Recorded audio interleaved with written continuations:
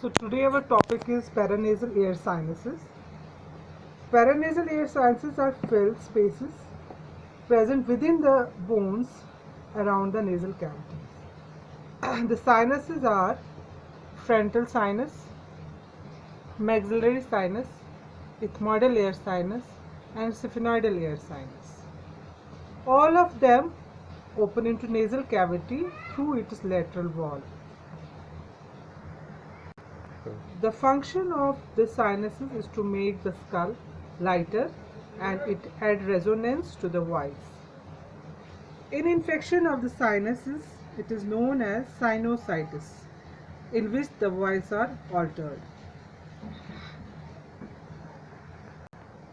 The sinuses are rudimentary or even absent at birth.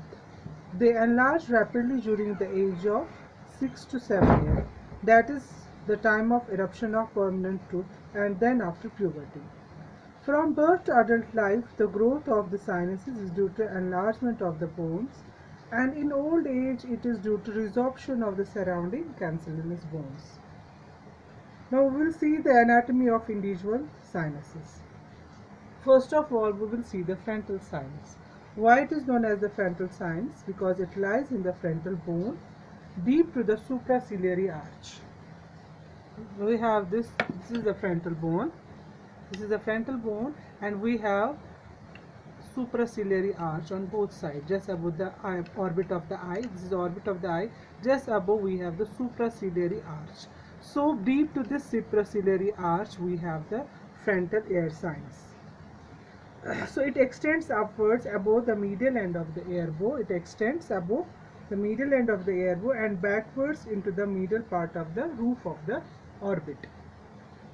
It opens into the middle meatus of the nose at the anterior end of the hiatus semilunaris, either through the infundibulum or through the frontonasal duct. Last time I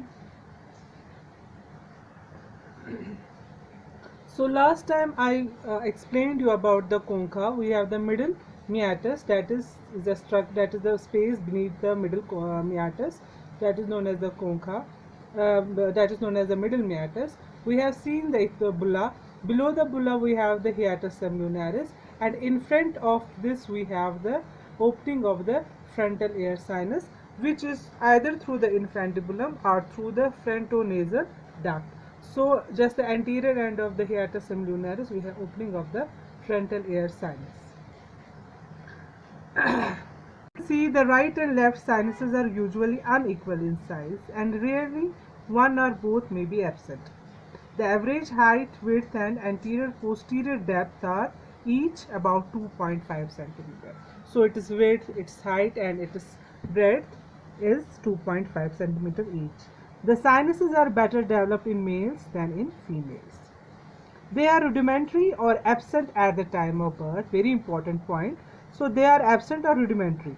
They are well developed between the 7 and 8 years of age, but reach full size only after puberty. Blood supplies from supraorbital artery. Venous drainage goes into supraorbital and superior ophthalmic veins. Lymphatic drainage goes to the submandibular nodes, and the nerve supplies also from the supraorbital nerve. So this is the frontal air sinus located in the beneath the supraciliary arch in the frontal bone. This is also the frontal air sinus present just above the orbit.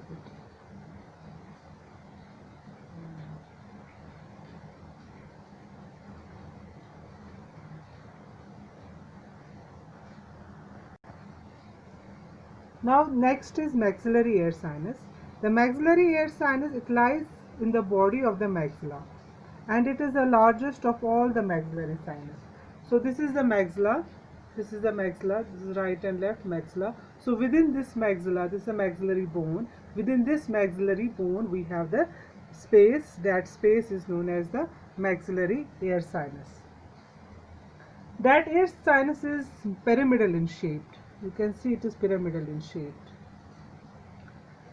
with its base directed medially towards the lateral wall of the nose and apex directed laterally in the zygomatic process of the maxilla. It opens in the middle meatus of the nose in the lower part of hiatus semilunaris. The opening is just nearer to the roof. In an isolated maxilla, if we see a separate bone, the opening of this maxillary sinus is large. However, if we see the intact skull, the size of this opening is reduced to only 3 to 4 mm, as it is overlapped by other bones, which are from above by the unsnake process of the ethmoid bone and the descending part of the lacrimal bone. And from below we have the inferior nasal concha, which covers it. From behind we have the perpendicular plate of the palatine board, which it is further reducing its size by the thickness of the mucosa of nose. So these are the structures which overlaps the hiatus, so that the opening become very small in the intact skull. The size of the sinus is variable. It measures the height is about 3.5 centimeter, width is 2.5 centimeter, and anterior posterior depth is 3.5 centimeter. Its roof is formed from the floor of the orbit. So this is the ethmoid sinus. The roof is formed by the floor of the orbit. This is the air sinus, maxillary air sinus. The roof is formed by the orbit and is traversed by the infraorbital nerve. The floor is formed by the alveolar process of the maxilla and lies about 1 centimeter below to the lower level of the border of the ala of the nose. The floor is marked by the several conical elevation produced by the roots of the upper molar and premolar tooth. The roots may even penetrate the bony floor to lie beneath the mucosal line. The canine tooth may project into the anterolateral wall. The maxillary sinus is the largest, it is the first paranasal air sinus to develop. So its blood supply is from the facial artery, infraorbital artery, greater palatine artery. Venous drainage into the facial vein and the pterygoid plexus of vein. Lymphatic drainage into the submandibular nodes. The nerve supply is from posterior superior alveolar nerve, from maxillary nerve, and anterior and middle superior alveolar nerve from infraorbital nerve. Now we will see the sphenoidal air sinus. This orange one. This is the sphenoidal air sinus. We have the right and left sphenoidal sinus. It lies within the body of the sphenoid bone. This is the sphenoid bone. This is the body of the sphenoid bone. This is the sphenoid bone. So within the body of sphenoid bone we have here, within this we have the sphenoidal air sinus. They are separated by a septum. The two sinus are usually unequal in size. Each sinus opens into the sphenoid-ethmoidal recess.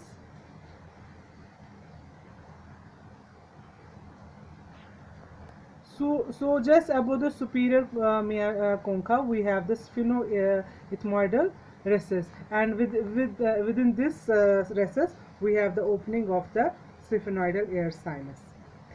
Each sinus is related superiorly to the optic chiasma and the hypophysis cerebri, and laterally to the internal carotid artery and cavernous sinus. As I told you, it is the body of the sphenoid bone. This is the sphenoid bone, the body and the wings. So within the body we have the sphenoidal air sinus. So we can say this is the sella turcica, where the hypophysis cerebri lie. On each side we have the internal carotid artery. So they are in close relation to these structures. Blood supplies from posterior ethmoidal and internal carotid artery. Venous drainage goes into the pterygoid venous plexus and cavernous sinus. Lymphatic drainage goes to the retropharyngeal nodes. And nerve supply is from posterior ethmoidal nerve and orbital branch of the pterygopalatine ganglion. Now we are left with the last sinus, that is the ethmoidal sinuses. These green one are the ethmoidal sinuses. This one. So they are numerous. You can see they are numerous in number, and they are intercommunicating to each other and lie within the labyrinth of the ethmoid bone. They are completed from above by the orbital plate of the frontal bone and from behind by the sphenoidal conchae and orbital process of the palatine bone. The sinuses are divided into anterior, middle and the posterior groups. So they are divided into three groups: anterior, middle and posterior. The anterior ethmoidal sinus, it is made up of 1 to 11 ear cells that opens anterior part of the hiatus semilunaris of the nose. and it is supplied by the anterior ethmoidal nerve and vessels. The middle ethmoidal sinus, it consists of 1 to 7 air cells and opens into the middle meatus of the nose. That was the ethmoidal bulla below the middle meatus, and it is supplied by the anterior ethmoidal nerve and vessels and orbital branch from the pterygopalatine ganglion. The posterior ethmoidal sinus, it consists of 1 to 7 air cells. It opens into the superior meatus of the nose. It is the only opening present in the superior meatus. So it is blood supply is from the posterior ethmoidal artery, and nerve is from the posterior ethmoidal nerve, and lymphatic drainage goes into the retropharyngeal lymph nodes. Here is the maxillary air sinus. These are the frontal air sinus. This is the sphenoidal air sinus separated by the septa, and these are the ethmoidal air sinuses. So in the X-ray also you see this is the orbit. Okay, this is the cranial cavity. This is the maxillary air sinus. This one is hollow. Okay, ये black color का जो आता है, this is the maxillary air sinus, and these are the ethmoidal air sinuses.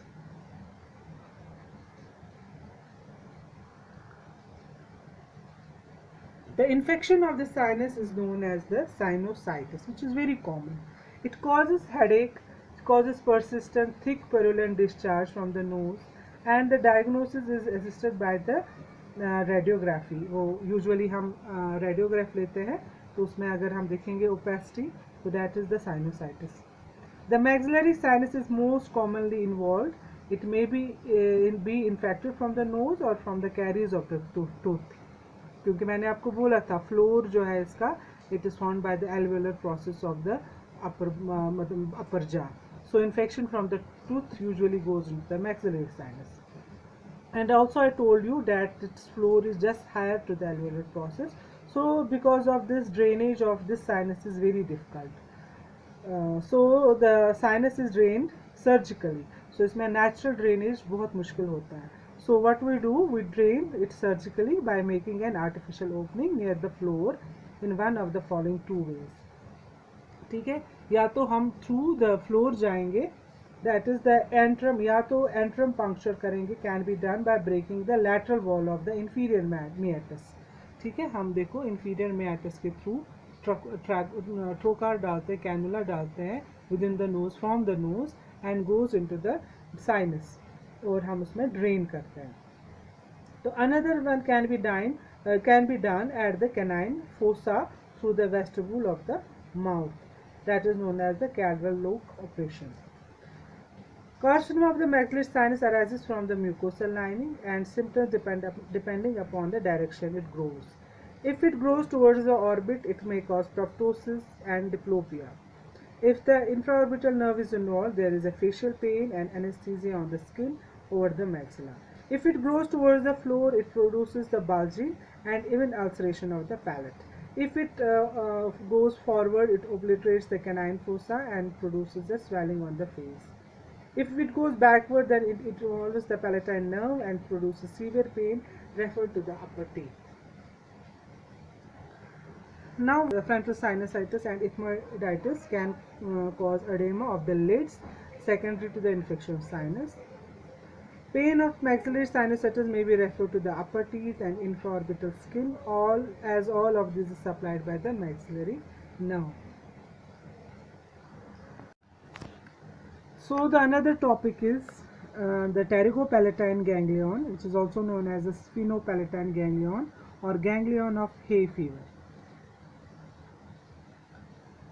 So this is the largest peripheral parasympathetic ganglion, which serve as a relay station for secretomotor fibers to the lacrimal gland and to the mucous glands of nose, paranasal sinuses, and the palate and the pharynx. Topographically, it is related to the maxillary nerve, but functionally to the facial nerve. So what is the shape, size, and location? It is triangular in shape, 5 mm in diameter opposite its base, and it is located in the upper part of pterygopalatine fossa. So this is the pterygopalatine fossa inside here. This is the pterygoid plate, this is the maxilla. Inside, if we go, we have the fossa here, that is known as the pterygopalatine fossa. It has the roots, we have the three roots: sensory root, sympathetic root, and the parasympathetic root. Branches are orbital branch, we have pharyngeal branch, greater and lesser palatine branch, short and long sphenopalatine branch. And the applied are the brain fees and the hay fever, which I will explain separately. Now site, it means where it is located. This is the pterygopalatine fossa. This is the maxilla, posterior surface of the maxilla. This is the pterygoid plate. Inside this, if we go inside, we have the pterygopalatine fossa. So this is the pterygopalatine fossa, as I told you. So this is the fossa inside. Okay, this is the pterygoid plate. This is the maxilla, posterior maxilla, and we have the gap here. This is known as pterygomaxillary fissure. And if we go inside, we have the fossa inside, that is known as the pterygopalatine fossa, and within this fossa we have the pterygopalatine ganglia. Here you can see we have the maxilla, we have the pterygoid process, and this is the fissure, that is known as the pterygopalatine fissure, we say pterygomaxillary fissure, sorry. And within this fissure, if we go inside, we have the pterygopalatine fossa. This is the pterygomaxillary fissure. Anteriorly, we have the superomedial part of the infratemporal surface of the maxilla, and posteriorly we have the root of the pterygoid process and adjoining anterior surface of greater ring of sphenoid bone. भी देख सकते हो, ठीक है, सभी देख सकते हो. This is the concha, this inferior concha, middle concha, superior concha. We have this perpendicular plate of the palatine bone which form the lateral wall of the nose. This is the pterygoid process of the greater sphenoid bone. This is the sphenoid process, sphenoid air sinus, which opens into the sphenoid-ethmoidal recess. This is the frontal sinus.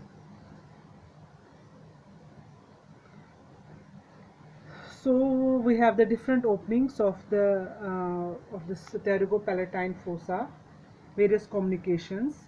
It communicates anteriorly with the orbit. So this is the communications of the pterygopalatine fossa.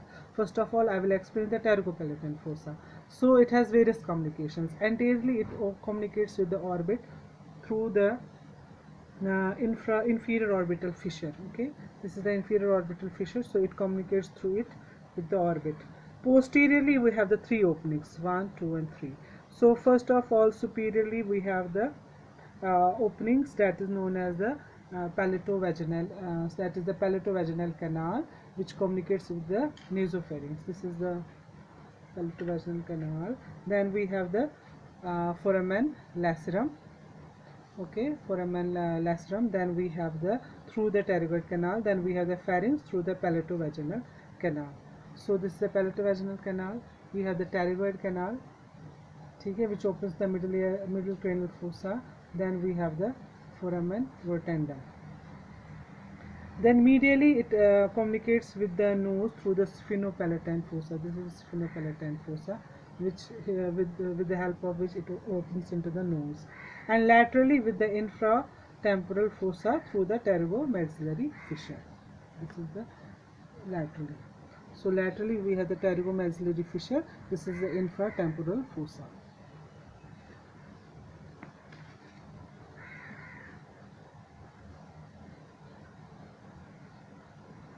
Where you can also see this is a sphenopalatine foramen through which it communicates with the nose. This is the inferior orbital fissure through which it communicates with the orbit. And posteriorly we have the three openings through which it communicates with the middle cranial fossa, with the pharynx. The first of all is the palatovaginal canal. Then we have the foramen rotundum. We have the pterygoid canal, and we have the palatine canal. These are the opening in the sphenoid bone. When you will learn about the sphenoid bone, you will see all the openings in that bone. Okay. Now we will see roots of this pterygopalatine fossa. So the parasympathetic, it has the first of all, the parasympathetic root of the ganglion is formed by the nerve of the pterygoid canal. It carries the, so I told you that we have the three roots, that is a parasympathetic, sympathetic and sensory. First of all, we see the parasympathetic root. So it is formed by the nerve of the pterygoid canal, which carries the preganglionic fibers that arises from the neuron present near the superior salivatory and lacrimatory nucleus and passes through the nervus intermedius. So this is the superior salivatory nucleus, okay, and we here near it we have the lacrimatory nucleus also, and the nerves, these carries the parasympathetic fibers through the nervus intermedius. The nervus intermedius is the sensory root of the facial nerve. When it passes through it to the nervus intermedius and reaches to the geniculate ganglion. Geniculate ganglion, I told you when we learned about the facial nerve. So it is the geniculate ganglion is when the facial nerve takes a turn in the middle ear cavity. At the sharp turn we have the ganglion that is known as the geniculate ganglion. Okay? Then from that geniculate ganglion arises the greater petrosal nerve and nerve to the pterygoid canal to reach the ganglion. The fibers rely in the ganglion. So here when it reaches the greater, this is a greater petrosal nerve which carries the parasympathetic fibers and also the nerve to the pterygoid canal. So from here it goes towards the ganglion. Okay, here you can see. So when it reaches to the ganglion, it relays there, okay? And after relaying there, the post-ganglionic fibers arises in the ganglion to supply the secretomotor fibers to the lacrimal gland and the mucous glands of nose, paranasal sinuses, palate and nasopharynx. Now we have another root. First of all, I will show you. So this is the nucleus. The parasympathetic nucleus is situated in the pons where we have the lacrimatory and superior salivatory nucleus. From that the fibers goes through the nervus intermedius of the facial nerve, then from goes to the geniculate ganglion. From here geniculate ganglion arises the greater petrosal nerve which goes to the geniculate ganglion, which goes to the pterygopalatal ganglion. From here it carries the postganglionic fibers towards the lacrimal gland and mucous glands in the nose, palate and nasopharynx. Now the sympathetic root, it is derived from the nerve of the pterygoid canal. It contains the postganglionic fibers arising from the superior cervical. This is the superior sympathetic. This is a superior cervical sympathetic ganglion.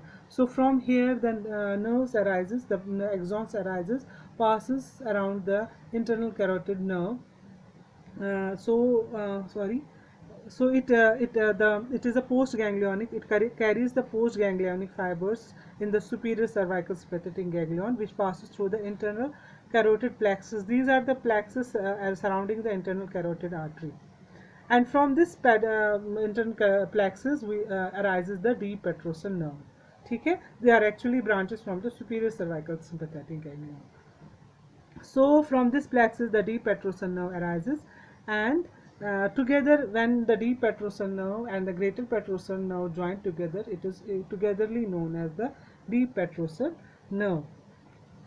So deep petrosal nerve, or we can say the nerve of the pterygoid canal, it reaches to the ganglion. So this deep petrosal nerve carries both sympathetic as well as parasympathetic fibers. So the fibers passes through the ganglion without relying.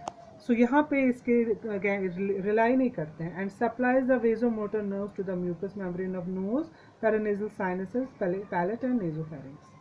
Now the third root is the sensory root. It comes from the maxillary nerve. It fibers passes through the ganglion without relying. जो sensory के जो भी आते हैं वो maxillary nerve से आते हैं. Without relying in the ganglion, it emerges from its branches. फिर जब इसके branches निकलते हैं, it is distributed through its branches. Now we will see the branches of the ganglion, which is actually the branches of the maxillary nerve. They also carry the parasympathetic and sympathetic fibers which passes through the ganglion. So the first branch is the orbital branch.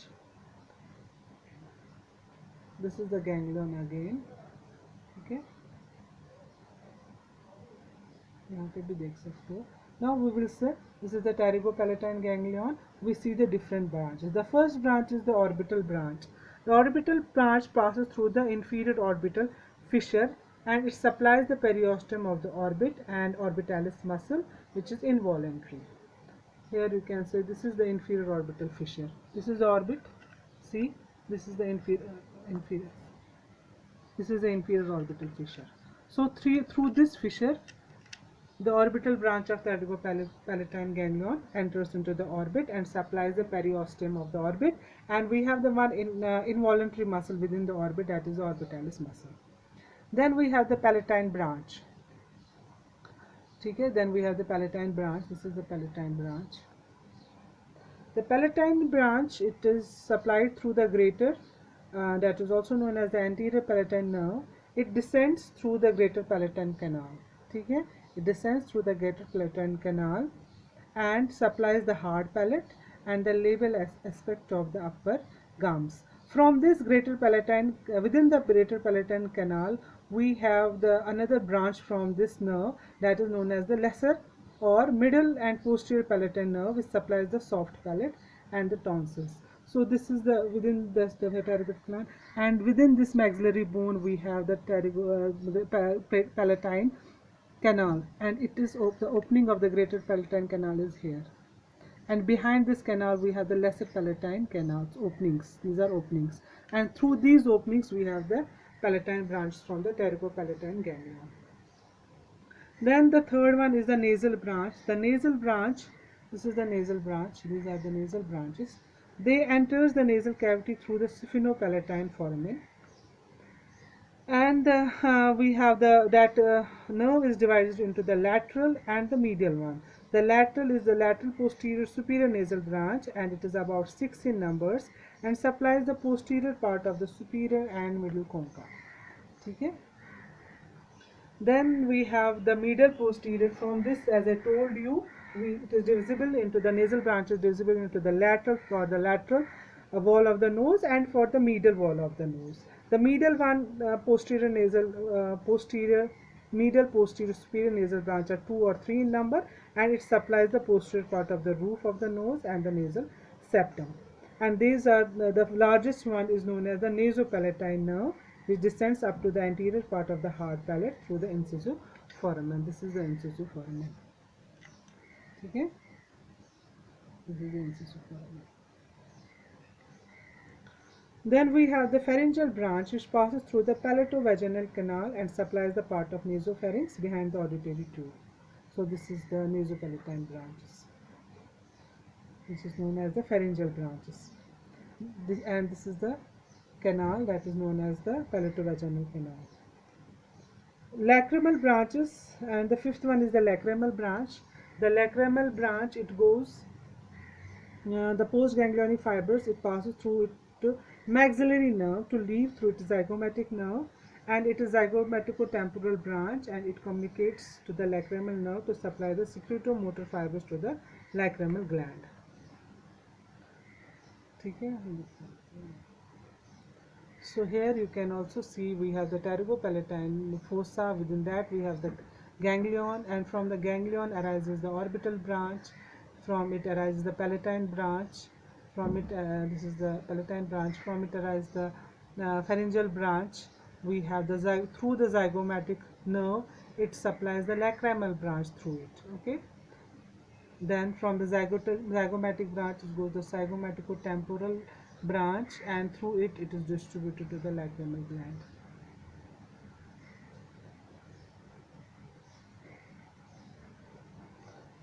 These are the lesser palatine, descends through the greater palatine, comes out through the lesser palatine formula and supplies the mucous membrane of the soft palate, uvula and tonsil. So these are the nasopalatine branches. I told you one of the large branch of the posterior nasal branches are known as the nasopalatine branch. They are supplying the medial and lateral wall of the nose.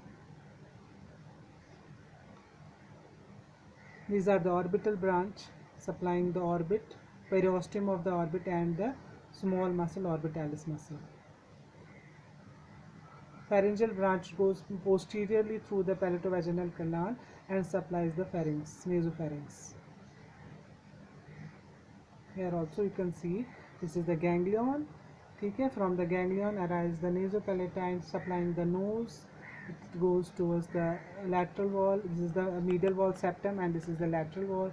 It goes downwards and supplies the palatine hard palate, and posteriorly through lesser palatine to the soft palate, and posterior nasopharynx to the pharyngeal branch.